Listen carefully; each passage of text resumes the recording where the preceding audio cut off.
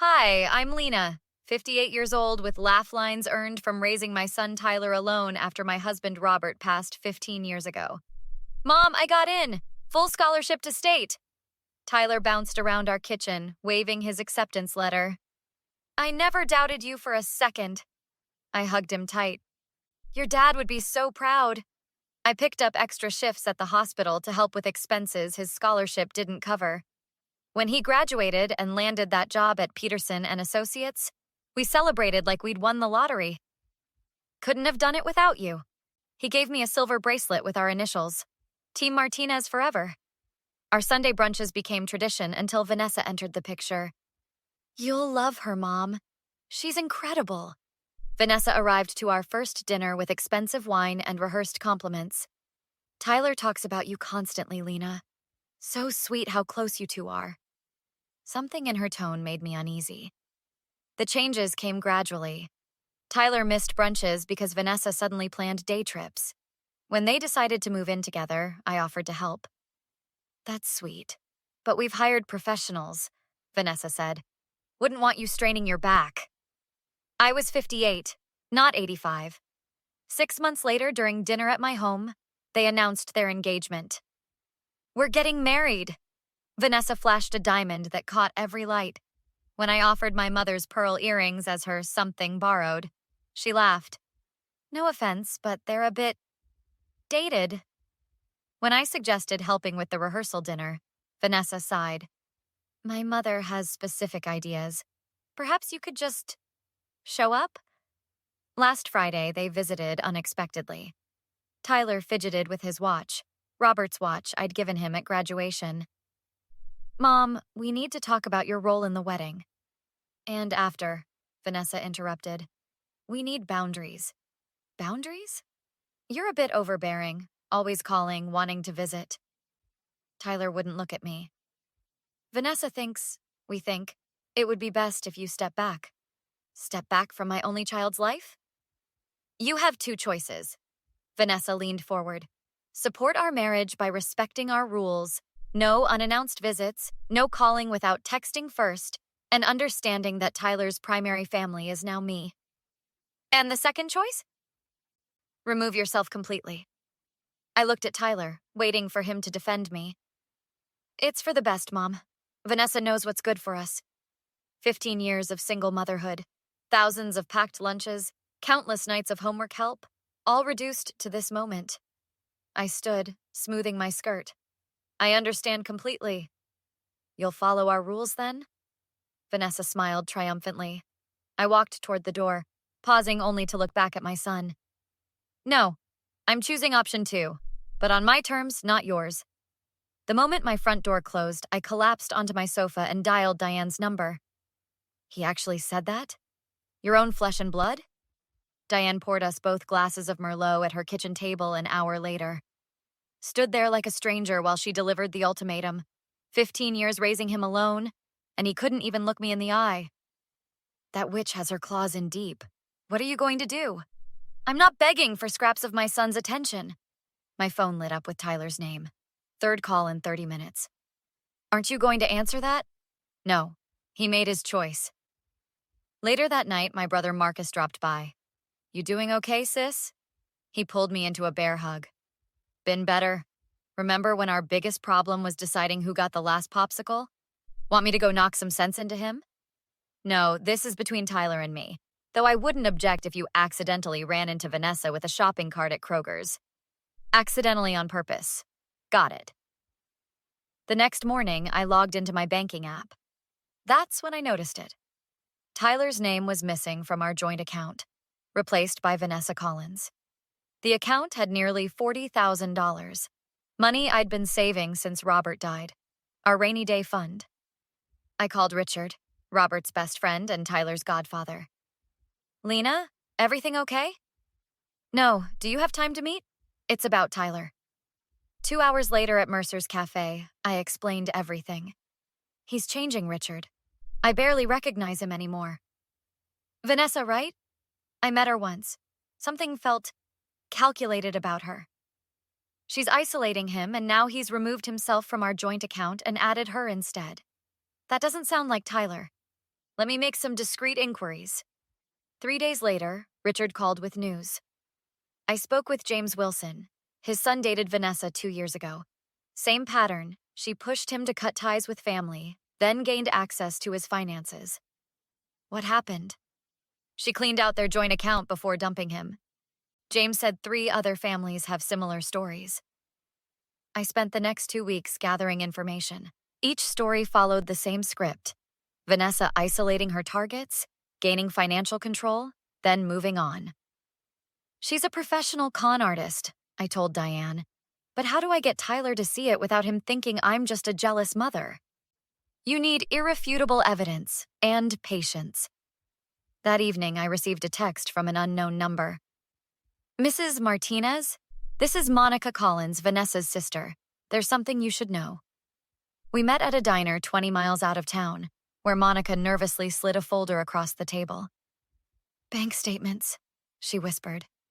Vanessa's been transferring money from Tyler's account to our parents' mortgage and my brother's college fund. She does this with all her targets. In just 3 months, Vanessa had siphoned nearly $25,000 from my son. Why are you showing me this? Monica twisted her napkin. Because she's done this before and it destroyed people. Your son seems like a good guy. He doesn't deserve what's coming.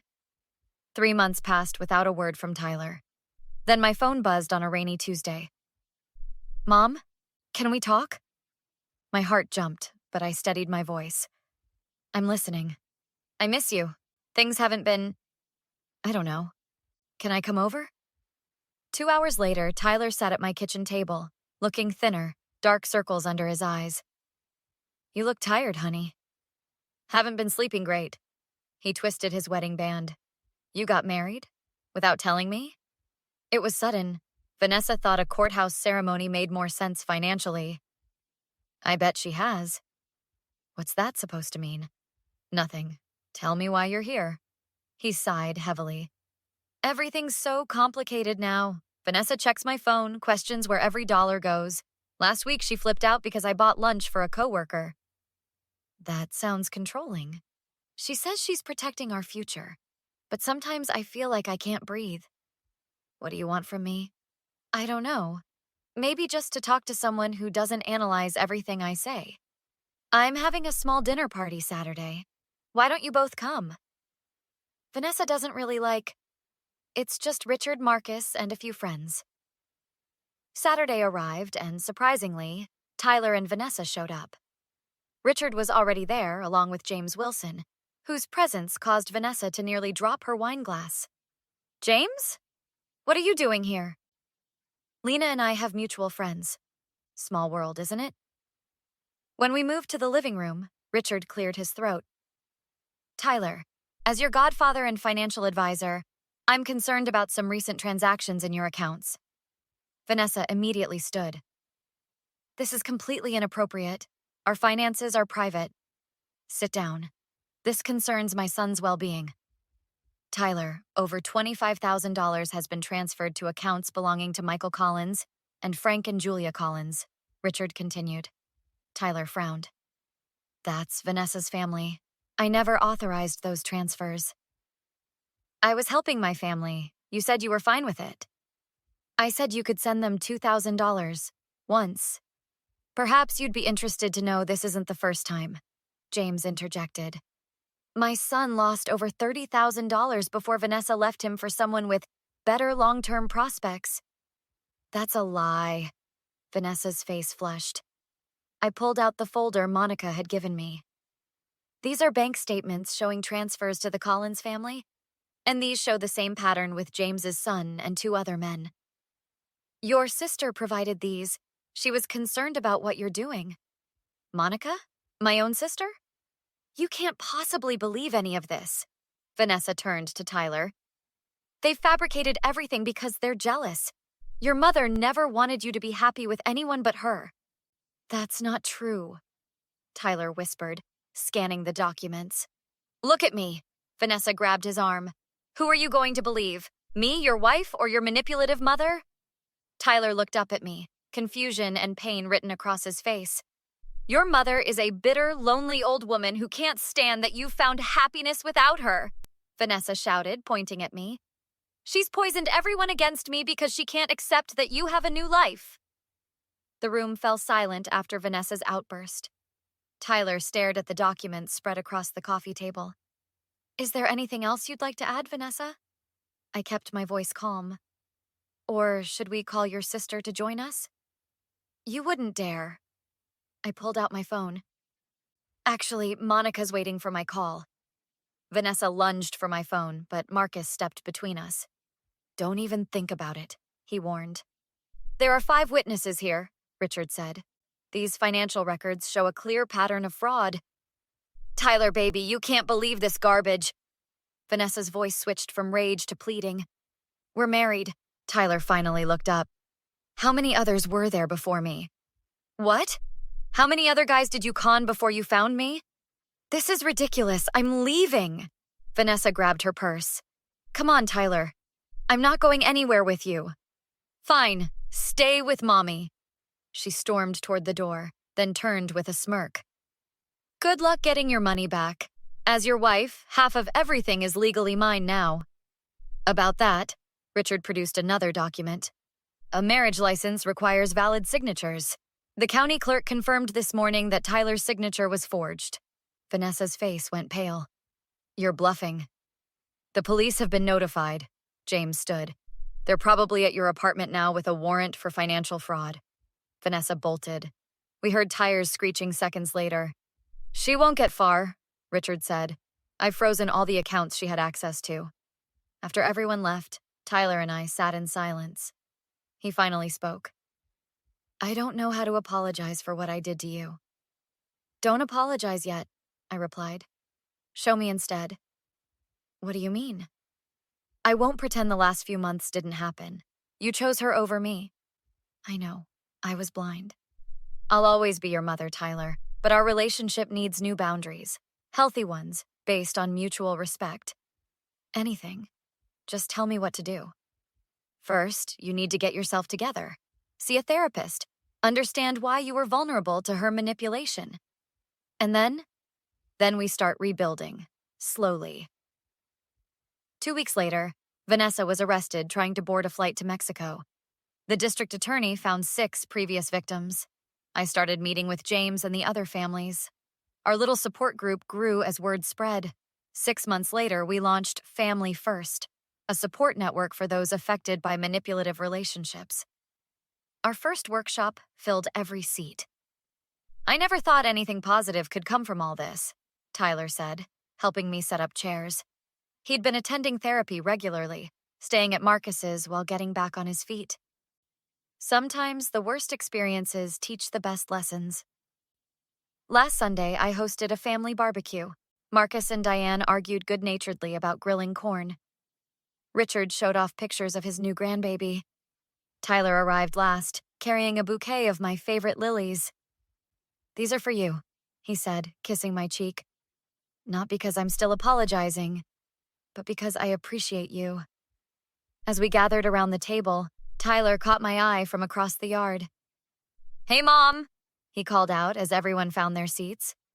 Would you do the honors? It's your table, after all. I nodded, taking my place at the head of the table. My table. My terms. My family. Broken, healing, but still mine. The story of Lena and her journey to reclaim her dignity and protect her son from manipulation has ended. What would you have done if you were in Lena's shoes? Walk away with dignity as she did, or stay and try to fight Vanessa's influence from within? This dilemma touches on something we all face: when to stand our ground and when to strategically retreat to fight another day. Lena chose to walk away and gather evidence rather than submit to Vanessa's demands. Was this the right move, or would you have handled it differently? Share your thoughts in the comments below. If you enjoyed this story of standing up to toxic manipulation, consider giving this video a like and subscribing for more compelling stories that explore family dynamics, boundaries, and personal strength. Thanks for watching.